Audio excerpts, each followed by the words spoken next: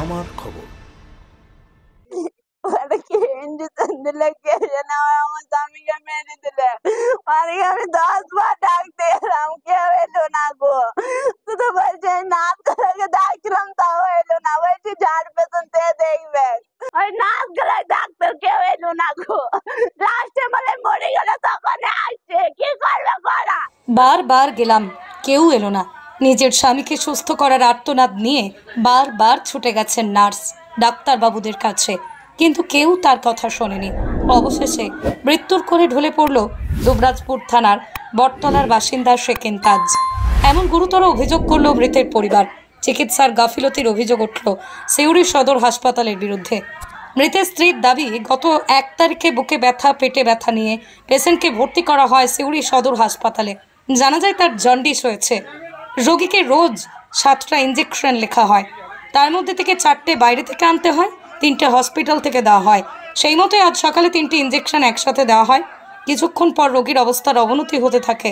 সঙ্গে সঙ্গে রোগীর আত্মীয় পরিজনরা হাসপাতালে থাকা কর্তব্যরত নার্স ডাক্তারবাবুদের খবর দেন। তাদের জানানো হলেও কোনো কর্ণপাত করেননি বলে অভিযোগ। এরপরেই মৃত্যুর কোলে ঢলে পড়ে 24 বছর বয়সী ইনতাজ শেখ।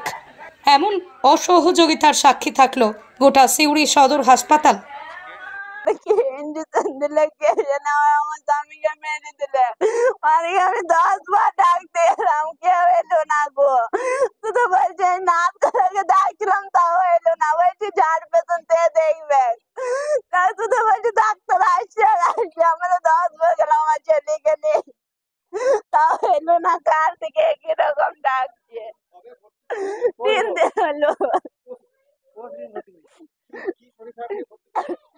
জন্ডিস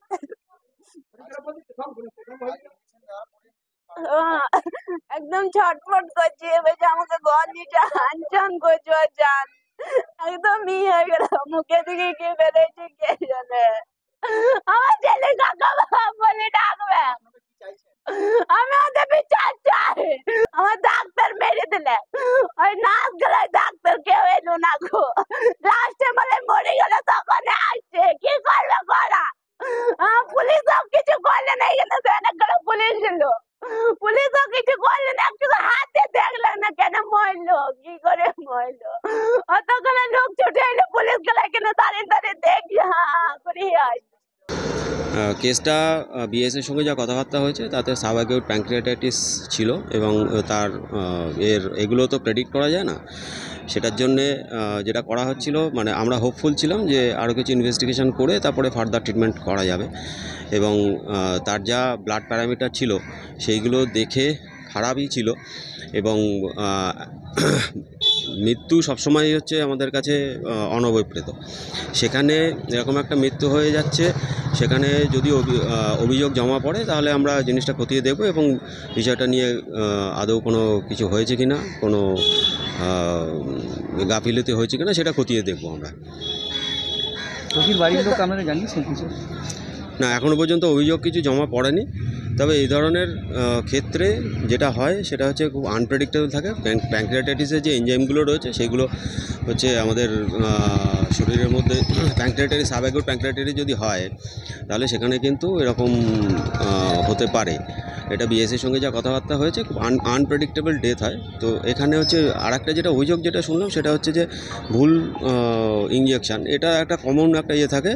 এই ধরনের কোনো কিছু সিস্টার বা ডাক্তারের তরফ থেকে কখনোই করা হয় না, কারণ ইঞ্জেকশানটা হচ্ছে মানুষের ভালোর জন্যই দেওয়া হয় এবং হচ্ছে তাকে সুস্থ করে তোলার জন্যই দেওয়া হয়। এরকম কোনো ভুল ইঞ্জেকশান বা কোনো কোঅর্ডিনেশনের অভাব আছে এরকম কখনোই হয় না। বোলপুরের ভুবনডাঙ্গায় নজরুল পথের পাশে তৈরি হচ্ছে অভিপ্সা অ্যাপার্টমেন্ট।